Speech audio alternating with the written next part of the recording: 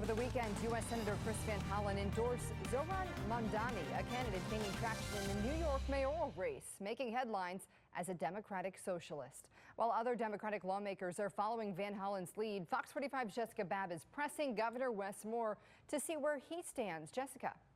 Well, in Chris Van Hollen's speech, he slammed other Democrats for hesitating their support. So we asked Governor Wes Moore, and while the governor hasn't endorsed him or really weighed in on the race, he has said he agrees with parts of Mamdani's platform, making it more affordable to live.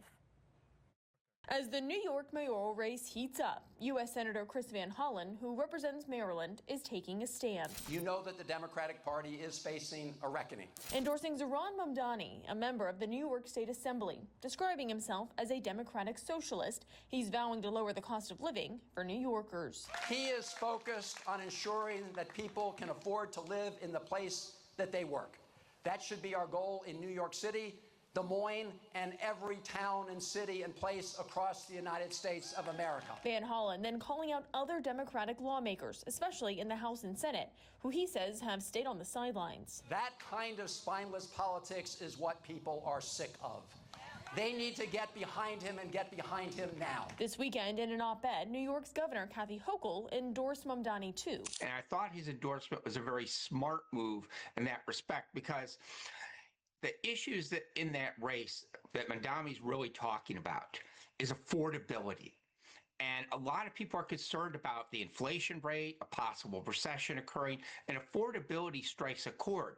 The problem he has is a lot of people aren't comfortable with some of his socialistic background. Political expert John Deedy says since he's popular with young voters, it could help some candidates in future primaries. And it appears for a lot of people choosing to endorse him, they're thinking long term that maybe it's not him, but it's the issue that can be beneficial to Democrats next year. But what about other Democrats, like Governor Wes Moore?